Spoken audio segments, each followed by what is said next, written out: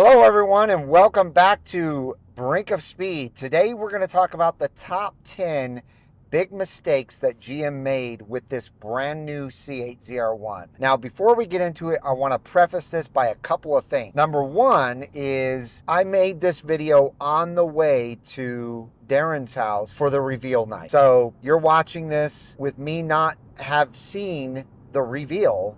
Although we already know that there was a lot of leaked information out today. I didn't want to be a part of that leaked information. So that's why I'm filming this now with my thoughts and concerns about the ZR1, what I've already seen. And then after the reveal tonight, I'll drive home and I'll talk about things I was wrong about and things I was right about, and then new things that I found out tonight that I didn't know. Number two is, even though I'm complaining about mistakes about the ZR1, don't get it wrong. My goal is to own a C8 ZR1.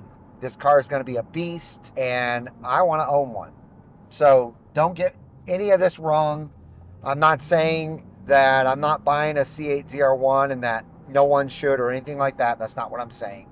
I'm just going to address my concerns and the mistakes that I think GM made while building this C8 ZR1. They had the opportunity to do so much more with this car. So if you're excited about this video, give it a big thumbs up and let's get going. All right, boys and girls, as you can see, I am back on the Sprint Car Hall of Fame Museum, where they are giving away a beautiful 2024 C8 Z06 that is a convertible with the Z07 package on it. And it is in torch red. It's absolutely beautiful. Now this thing is coming to an end, and it ends on August 11th. So between now and then, because you are a Brink of Speed watcher, you will get 40% more for your tickets when you click on this right here, which you will find these linked in the description and the pinned comment below. But click on this, you'll see it says 40 already in there, and then you fill out all of your information here. And as soon as you're done with that, it'll ask for credit card information. Fill that out and you are all entered to win. So good luck, everyone. I cannot wait to see who wins this car.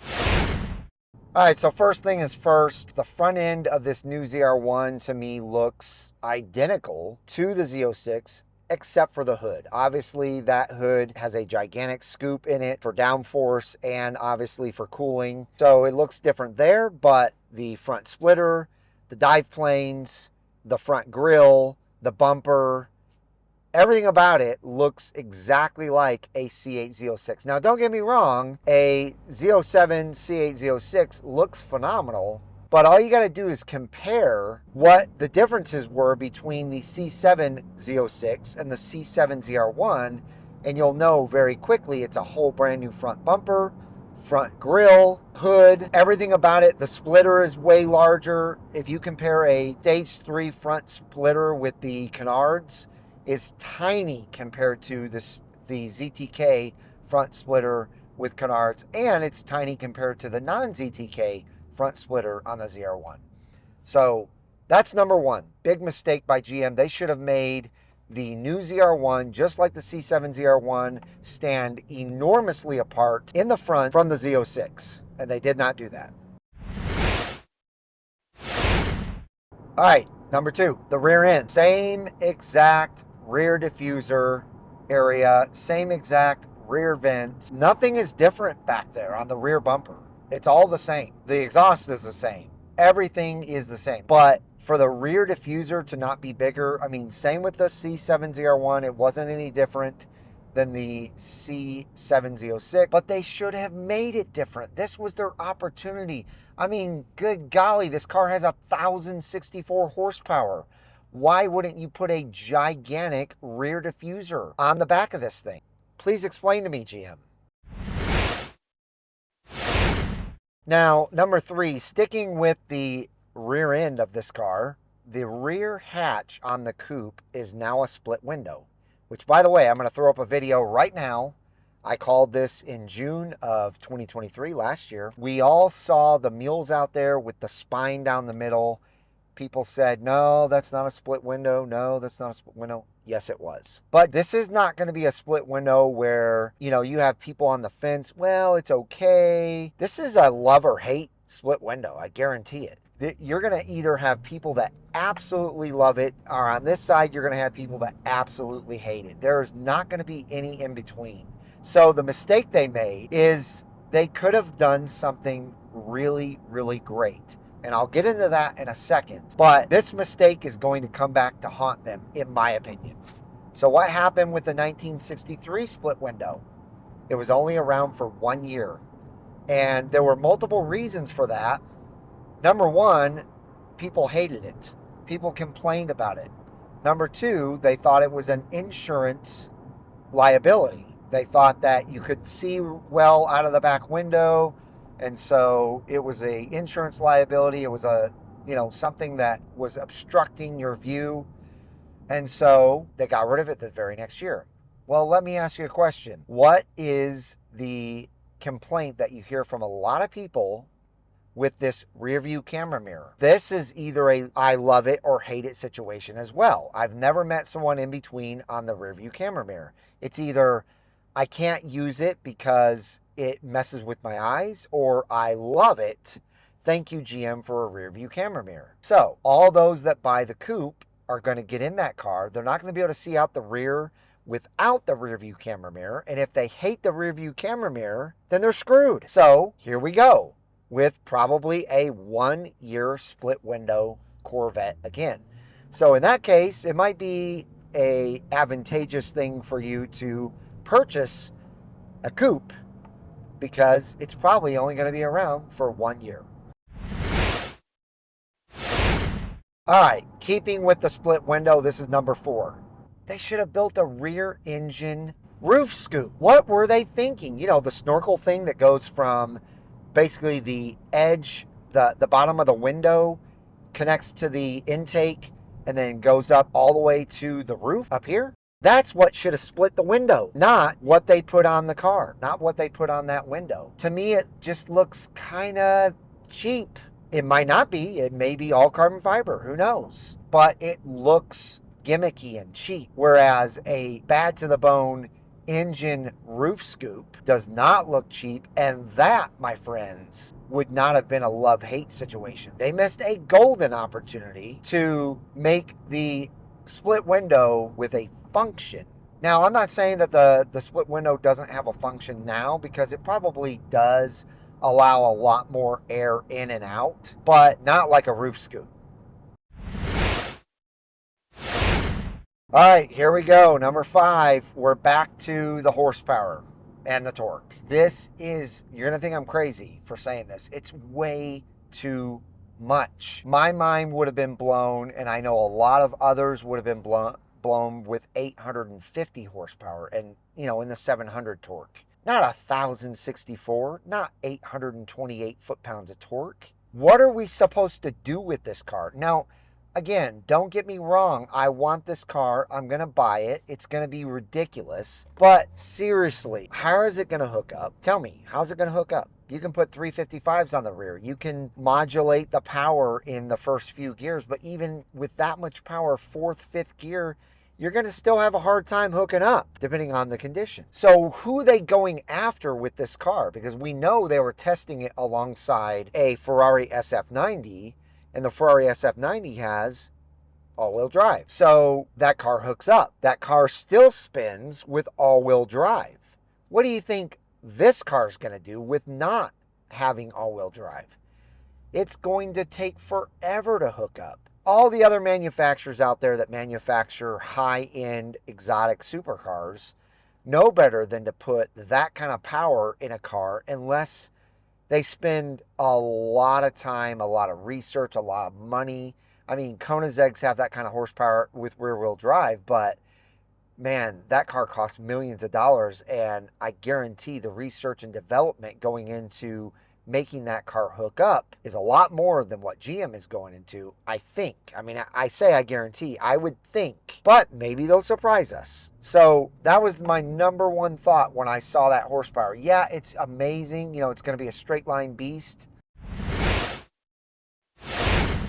So number 6, they should have made this car all-wheel drive. I didn't see or hear anything about it being all-wheel drive. We still may get a Zora, who knows? This horsepower has blown my mind so much, I can't even imagine them making a Zora, but they could, and we could get, 1,400 horsepower. They should have made this all-wheel drive. They tested it, like I said in the previous statement, right alongside an SF90 that is all-wheel drive. So why wouldn't you make it competitive against that in every way? I don't know. Let me know in the comments down below what you think about my horsepower breakdown and analysis here, because you know me, I'm not one that needs a crap load of horsepower. This car is gobs more horsepower than I need. Is it fun? Of course, but it's got almost double what this car has and doesn't have all-wheel drive, and this thing spins all 4 tires sometimes. I personally would have rather GM giving us only 800 to maybe 850 horsepower, and instead making this car uber light. So I'm talking like 500 pounds lighter than it's going to be, because I'm guessing it's going to be right around 3,800 pounds, or 3,800, somewhere around there, and give us all the stuff we wanted. Enormous front splitter up front, active aero up front, active aero in the rear, a giant side skirt, flared front fenders where there's actually vents coming out like the C8R. Give us all this stuff that gives us massive downforce so that we know that you guys are dead serious about taking it to supercars like the Senna, the new 750S, things like that out on the racetrack. But again, who knows? Maybe they'll surprise us all tonight and say, this thing has, 1,800 pounds of downforce at 190 miles an hour or something. Who knows? And we'll talk about top speed in a minute, but I don't know. I just think it's a huge mistake that they didn't take this opportunity to make something that is just absolutely incredible on a racetrack. I just don't see 1,064 horsepower with rear-wheel drive doing well on most racetracks. We're actually to number 8 now. I forgot to keep counting, but active aero. I don't see any on there. Why would they have not given us active aero on this car? This was their opportunity to really give us massive downforce while at the same time not causing a lot of drag, because this is where we're going to talk about speed. I can see this thing reaching well over 220 miles per hour. As we all know, the last ZR1 hit 215 miles an hour and it had 755 horsepower. So for this thing to have 300 more horsepower, and we already know it cuts through the wind better than a C7, we're going to see well into the 220s, if not higher than that. So give it active aero so that it can move stuff around in order to get rid of drag at those high speeds. All right, we're to the final 2. The side of this car looks exactly the same as a Z06 and an E-Ray. Why didn't you give this new ZR1 a massive downforce side rocker? I understand the Z06, kinda. They gave it more of a side rocker than the Stingray, and it does look nice, but 1,064 horsepower car and you're keeping the same side rocker as a Z06 and an E-Ray?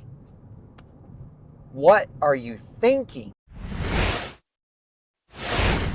And then, this is number 10, this car doesn't look any wider to me. Maybe they'll tell us it's wider, maybe. I don't know. But it doesn't look any wider than the C8, Z06, or E-Ray. This is a mistake as well. You missed an opportunity to make this thing, like I said, with the fender flares in the front with vents. That could have given it another maybe 1.5 to 2 inches on each side and made the ZR1 look like aggressive front end, because that hood doesn't do it alone.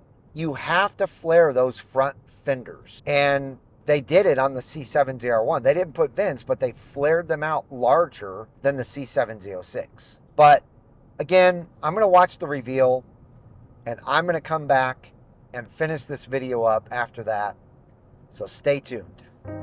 The power is just unrelenting and almost indescribable.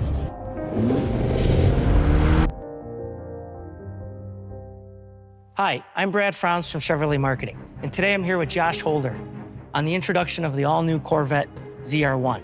Josh, we understand the team's been super excited about this, but before we dive into ZR1, can we just talk a little bit about the journey that we've been on and what Corvette has meant over the last couple of years leading up to this point? We planned the ZR1 from the beginning. So with the Stingray, followed by the track-ready Z06, followed by the all-weather capability of the E-Ray, the hardware that goes in each of those cars was planned from the beginning, which is why the LT7 evolved from the LT6. It still got that flat plane crank, high revving magic, but this time the equipped turbochargers really bring the power to these unbelievable levels. And you know, when you sit and you look at the car, it just looks fast, right? Like every Corvette.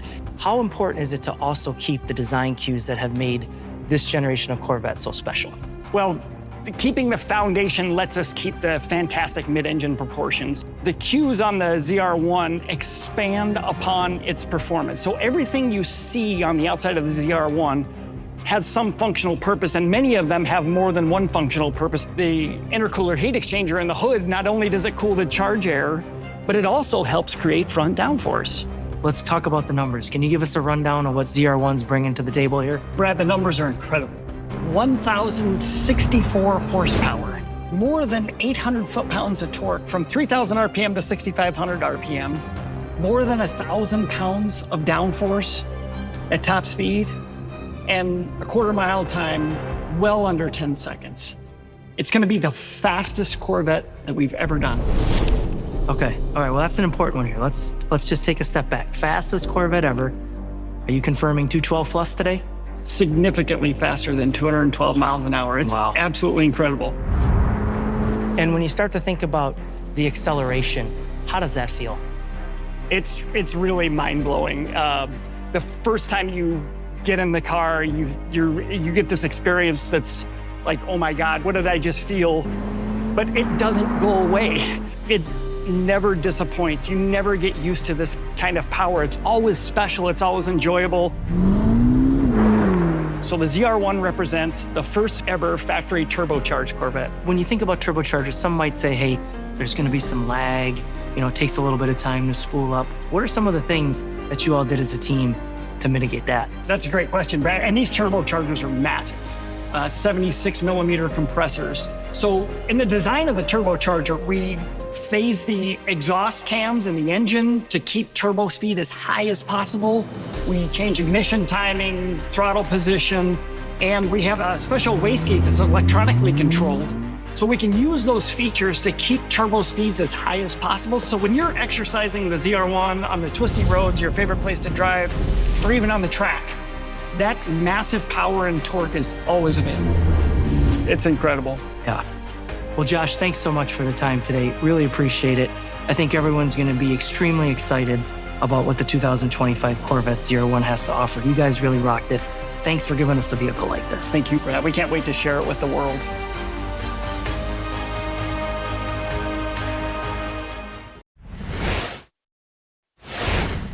All right, so I watched the reveal just like everybody that's watching this video probably did. And it was lackluster. It was very, very, very disappointing. I mean, I cannot believe that GM brought out the best car they've ever built, the fastest car they've ever built, the most crazy power car that they've ever built in a 3-minute plus video. I mean, seriously, what? Mind blown. I'll tell you what, those engineers were grinning from ear to ear, every single one of them. Way more, in my opinion, than they did with the Z06. The Z06, they were definitely excited about, but not like they were excited about the ZR1. And I mean, rightfully so. I don't know if you guys have watched any other videos. I hope you have. But there's plenty of other videos out there. There's videos actually showing them go really, really fast, well over 200 miles an hour in that car. So for them to be able to talk about that, and then also the quarter mile being way under 10 seconds, it's ludicrous that this car is going to be a well under 10-second quarter mile car. Bone stock with a warranty. I still stick to most of what I talked about, but I'm going to go over a few things And one of those things is the split window. It does look like it'll be functional. It does look like it's full carbon fiber. So I think it'll be kind of cool, but I still truly believe that it'll probably be 1 year and 1 year only, and that you're going to have so many complaints still about the rear view camera mirror. Number 2, let's talk about the pounds of boost that this car is going to produce. Taj was talking about how normally it's around 18 pounds of boost, but you'll see it spike on the boost gauge up to 20 pounds. Wow. I mean, it still is blowing my mind that they're getting over 300 horsepower, 309 horsepower more than the C7 ZR1 out of just twin turbos and an LT6. All right, number 3, 1,000 pounds of downforce. When you have 1,064 horsepower and the car's going to go in the 200, I'm sorry, but you need a lot more downforce than 1,000 pounds. You need 1,600 pounds. I mean, the new GT3 RS has 1,800 pounds of downforce, and there's no active aero. So I'm still extremely disappointed about no active aero. I'm still extremely disappointed about that there's no all-wheel drive. I don't see how they're going to put that kind of power down to the ground with rear-wheel drive. I just don't see it happening. And the way that Taj was describing the power and how powerful it was, even if you didn't get into the turbos, the car sounds ludicrous, like I said in the beginning. And then just continuing on with the quarter mile, they're saying well under 10 seconds. I mean, my guess is somewhere in the mid to low 9s, which is absolutely crazy. It's going to be fun, but crazy. And so A+ for that, GM. I'm glad that this car is going to be super fast in a straight line. I just don't know how it's going to perform on a track. We'll have to see. Now, they also talked about well over 212 miles per hour in this car. There was also something said on one of the videos that it can do 80 to 200 and back to 80 in like 20 seconds. That is insane. I still think, and tell me if you agree or disagree with this, that GM would have done themselves much more of a favor if they would have done like 850 horsepower and dropped the weight of the car by 400, 500, 600 pounds and said, you know what, not only is it super fast in a straight line, but it's also super fast at a road course racetrack. And it destroys the Senna, it destroys the McLaren 750S, all these other cars, the brand new Ferrari F8 Tributo, that would have been sweet. And maybe it still will, but it's doing it with so much more power. So people are going to be like, yeah, well, duh, it's got 300 more horsepower than those cars. So that's really going to do it. I hope you enjoyed this video. Let me know in the comments down below which points you agree with and what you disagree with. Give it a big thumbs up. If you haven't subscribed to this channel, make sure you do so. I hope each and every one of you have a wonderful rest of your day, and there will be lots more ZR1 content coming your way. And I'll see you guys out on the road.